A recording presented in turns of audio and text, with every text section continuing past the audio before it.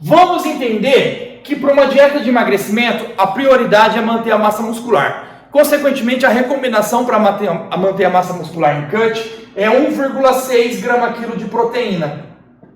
Então, numa dieta de cut, a gente tem que ter pelo menos 1,6 grama-quilo de proteína para sustentar a massa muscular. Se o indivíduo tem um volume muscular maior, ele pode chegar até 3 grama-quilo aqui de proteína aqui nessa dieta. Alguns passam, chegam até 3,5, 4. Não acho necessário chegar a 4, a menos que a pessoa seja muito leve e para promover a saciedade, já que a proteína ali gera uma maior saciedade pelo peptídeo Y, pelo GLP-1, gera sinalização de saciedade, tá? Então a gente pode aumentar no indivíduo mais leve. Mas para um cara pesado, você ficar forçando um cara de 100 quilos comer 4 gramas de proteína por dia, é 400 gramas de proteína. É muita carne, muita proteína animal, muito whey. Isso pode gerar uma gastrite e dilatação abdominal. Então 3 gramas-quilo já é o suficiente, 3,5. Mais do que 3, só se o indivíduo for muito leve e precisar ter uma saciedade maior. Não vai ter nenhum benefício extra comer mais de 3 gramas-quilo, mesmo que a restrição calórica, tá? Então a recomendação é 1,6 a 3 gramas-quilo.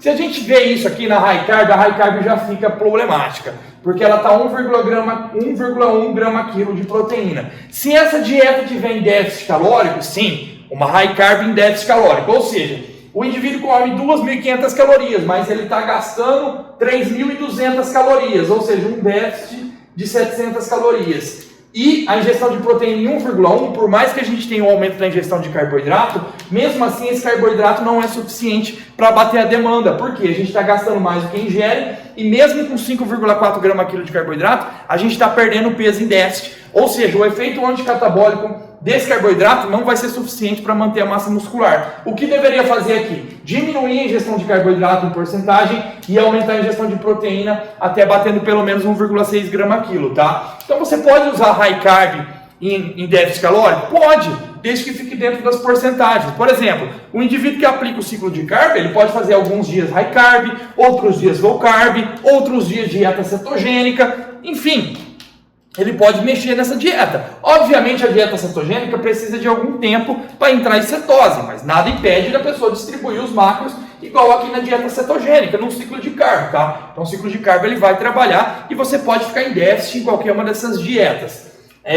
Então aqui a gente teria que subir a ingestão de proteína para adequar essa dieta da high carb. Na dieta low carb a gente tem uma distribuição de macros mais próxima do que seria um cut, né? Por quê? A gente tem 1,9 grama-quilo de carboidrato, um carbo bem baixo, bem restrito, tá? Para uma dieta. A gente tem 3,9 grama-quilo de proteína, uma ingestão bem alta de proteína. E o 0,8 de gordura. Normalmente em cut eu uso 0,6 até 1,2 de gordura, tá? Normalmente em cut eu uso de 15 a 35% da ingestão total em calorias em gordura. Eu sempre fico nessa faixa em cut e buck.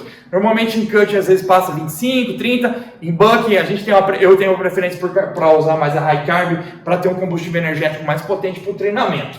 Então, em cut, muitas vezes a gente chega no low carb. Muitas vezes o indivíduo faz low carb para aqueles caras, pô, eu sou hardcore, eu não faço low carb, não sei, eu como carbo. Muitas vezes o cara em cut está fazendo uma low carb, porque muitas vezes o cara está comendo menos de 40% da ingestão total de calorias em carboidrato, e isso é low carb. Então muitas vezes em cut se usa low carb. Nessa situação aqui, eu diminuiria a ingestão de proteína para 3 gramas-quilo e aumentaria a ingestão de carboidrato para a gente ter um substrato energético um pouquinho melhor, uma síntese de glicogênio melhor, tá bom? Então a gente pode estar distribuindo, sempre ficando dentro das recomendações. Proteína 1,6 a 3 gramas-quilo, gordura de 15 a 35% das calorias totais. Isso vai mudar numa dieta cetogênica. Uma dieta cetogênica aqui, a gente tem 0,7 de carboidrato, que é normal numa dieta cetogênica, 1,5 de proteína, basicamente o mínimo que a gente precisa, e 2,4 de gordura. Os corpos cetônicos, a gordura pode promover um efeito anticatabólico. Por quê? Se a gente usa mais gordura para oxidação, para produção de energia, consequentemente a gente diminui o uso de proteína, porque a gente está ingerindo muita gordura e usando muita gordura para produzir ATP. Então a dieta cetogênica tem um efeito anticatabólico também igual a high carb, tá? Exatamente por isso, não necessitando de tanta proteína. Se o indivíduo faz uma cetogênica, mas come, não fica dentro dessas 60% a 80% das calorias totais em gordura, provavelmente ele não entra em cetose, tá bom? Porque a gente tem que ter uma prevalência de gordura ali para produzir esses corpos cetônicos ali, tá bom? Deu para entender a aplicação dessas dietas? Se você fizer uma cetogênica, só que está aqui 2.500 calorias, só que o cara está gastando só 2.000 calorias, ou seja, está comendo mais do que gasta e vai ganhar peso. Ponto final. Vai ganhar gordura, sim, se não gastar essas calorias e essas calorias estiverem em excesso. O mesmo vale para low carb. O cara pode fazer low carb nessas porcentagens, só que gastar só 1.500 calorias e comer 2.500. Vai ganhar peso em low carb, porque está comendo mais do que gasta. O principal do emagrecimento é o déficit calórico, independente da estratégia que você usa. A estratégia vai ser usada de acordo com a preferência e adesão desse indivíduo. Vamos trazer isso para o metabolismo, tá bom? Quais são os substratos energéticos principais? Gordura, glicose, que é o carboidrato, e proteína.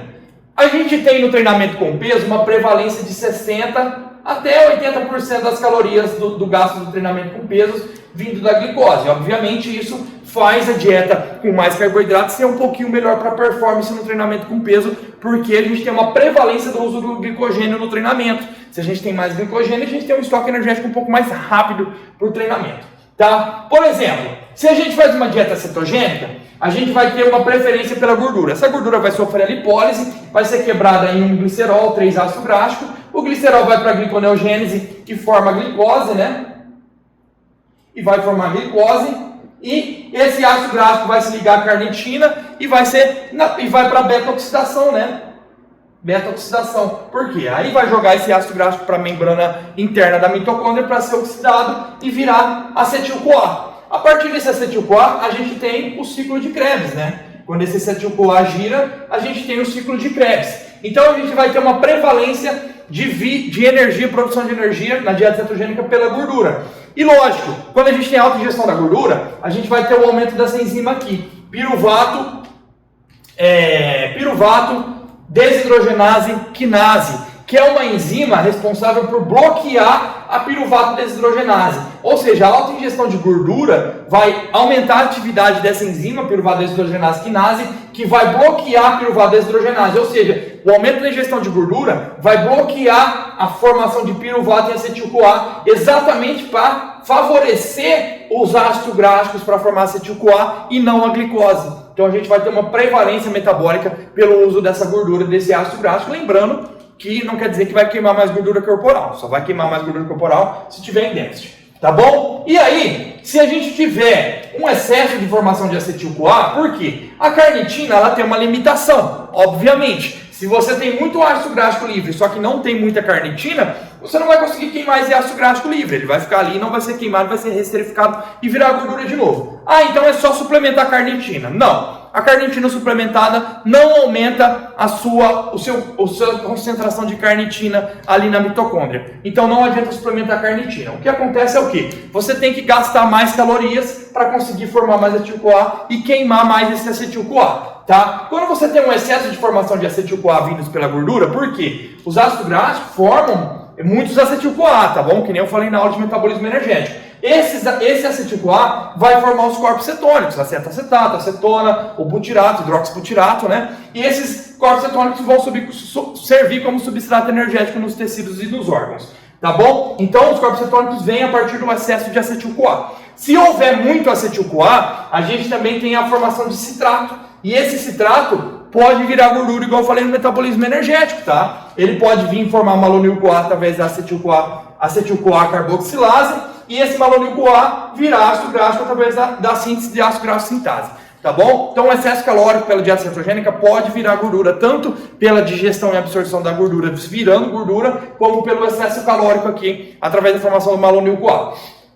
Quando a gente tem uma dieta high carb, a gente vai ter um favorecimento do uso da glicose, porque está entrando muito carboidrato. Então a gente aumenta a glicólise e aumenta a atividade dessa glicólise nas enzimas, né? Aumenta a atividade enzimática, por exemplo, da hexoquinase, da fosfofrutoquinase, da aldolase, da triose-fosfato isomerase, do gliceraldeído 3-fosfato desidrogenase e da piruvato-quinase, que vai converter ali e formar esse piruvato. E aí a gente vai aumentar a atividade da piruvato desidrogenase para formar acetil-CoA, e esse acetil-CoA vai formar energia pelo ciclo de Krebs através da oxidação da glicose. Então a gente tem uma prevalência do uso da glicose numa dieta high carb, e aí a gente não usa tanta gordura na dieta high carb exatamente porque a gente está usando muita glicose. Então a dieta high carb não queima gordura corporal? queima se estiver em déficit calórico. Por quê? Se está em déficit calórico, o glicogênio não vai ser suficiente para produzir energia, a gente vai precisar do complemento da gordura para produzir essa energia aqui, tá bom? Outro ponto importante, obviamente que o treinamento, por ser de 60% a 80% do glicogênio, da glicose, a gente tem a formação do lactato também com o treinamento, né? Porque a gente tem a prevalência da via anaeróbica, que nem eu falei no treinamento, formando esse lactato. Aí esse lactato ele vai para a gliconeogênese, formar glicose, essa glicose vai estar livre na corrente sanguínea para voltar no tecido muscular ou para ir em outro órgão, tá bom? E a gente vai estar usando esse glicogênio ali. Se a gente tiver um excesso calórico com a high carb, o que acontece? A gente começa a formar muito acetil-CoA, aí forma acetil-CoA, só que a gente não tem demanda energética para formar ATP porque os estoques de ATP intracelular estão cheios, porque o gasto calórico não está sendo suficiente. Você não está gastando tanto que você está ingerindo. E aí esse acetil-CoA vai se condensar com o oxalacetato e vai formar citrato. E esse citrato vai para a lipogênese de novo, ou seja, vai formar o malonil-CoA pela ácido gráfico carboxilase. Esse malonil-CoA vai bloquear a carnitina aciltransferase 1, que é responsável pela beta-oxidação, né, de jogar esse ácido gráfico para dentro da mitocôndria. Então esse malonil-CoA bloqueia a beta-oxidação exatamente para parar de formar acetil-CoA, porque tem muito acetil-CoA. E esse acetil-CoA está formando citrato, malonil-CoA, e aí ácido gráfico sintase vai formar gordura, e essa gordura vai virar gordura corporal, tá bom? E lógico, esse citrato em excesso, ele bloqueia a glicólise, ele bloqueia a fosfofrutoquinase, ou seja, o citrato sinaliza para, para de produzir piruvato, para de produzir energia aí, porque eu já estou em excesso. Então o próprio citrato vai bloquear a atividade enzimática da glicólise, o excesso de acetil-CoA vai bloquear a piruvato desidrogenase, ou seja, o próprio acetil-CoA em excesso vai falar, ei, para de me produzir, porque eu já tenho um monte pra caralho aqui. Não adianta ficar fazendo mais. É a mesma coisa de eu pegar esse escritório, essa sala aqui, e encher com 400 cabeças aqui dentro. Se for entrar mais cabeça, não cabe. Eu preciso jogar um da sacada, entendeu? É a mesma coisa aqui. Ele vai começar a sacada, no caso, é o citrato, né? Formar gordura. E aí ele vai bloquear essa enzima, que é a piruvato desidrogenase, e o piruvato para de se converter em acetil-CoA, e aí começa a formar muita gordura. Tá? Então a high carb pode favorecer essa via se tiver excesso calórico. E lógico, a high carb aumenta a atividade da insulina. Essa insulina em excesso favorece a atividade da acetil-CoA carboxilase para formar mais malonil-CoA. Por isso, quando o indivíduo tem uma resistência à insulina, ele tem uma facilidade de ganhar gordura. Por quê? Quando a gente tem muita insulina circulante, nossa insulina não está conseguindo atuar da maneira que tem que atuar e fica sempre alta. Essa insulina vai favorecer a acetil-CoA carboxilase, formar malonil-CoA para o ácido gráfico, para formar gordura. Então a gente precisa melhorar a sensibilidade da insulina com déficit calórico e emagrecimento, principalmente diminuindo o percentual de gordura da região central, tá bom? E como a gente faz para melhorar também a sensibilidade da insulina? O próprio treinamento. Quando você treina com intensidade, com volume, com boa rotina de exercício, você aumenta a atividade da adrenalina e glucagon. E a adrenalina e glucagon bloqueia a acetil-CoA carboxilase. Então, durante o treino, você não forma gordura. Por quê? A gente tem a atividade aumentada do adrenalina e glucagon e o bloqueio dessa insulina. Então, a gente bloqueia essa enzima aqui para a formação de gordura. Tá? Beleza, então a gente entendeu a cetogênica, a high carb no metabolismo. E a low carb? Aí a low carb entra também nessa distribuição. Por quê? Quando a gente tem a low carb, a gente pode queimar tanto gordura, como glicose, como aminoácidos, como proteína, né? Obviamente, na dieta high carb, a gente tem a participação da proteína? Tem, mas a gente tem a prevalência da glicose. Na cetogênica, a gente tem o uso da proteína como energia? Tem, mas a gente tem a prevalência da gordura. Deu para entender? A gente nunca oxida apenas um substrato, a gente faz os três. O que muda é a prevalência de acordo com a demanda, de acordo com a distribuição de macros que você tem, tá bom? Na dieta low carb, a gente vai ter a oxidação das três vias. Só que se você fizer uma low carb com déficit calórico, você aumenta o catabolismo de proteína. Por quê? Você não vai ter uma alta ingestão de carboidrato, nem uma alta ingestão de gordura e vai ter déficit calórico. Então, e lógico, você vai ter mais ingestão de proteína. Porque muitas vezes quando você faz low carb, a gente tem uma ingestão de proteína aumentada, 3, 3,5.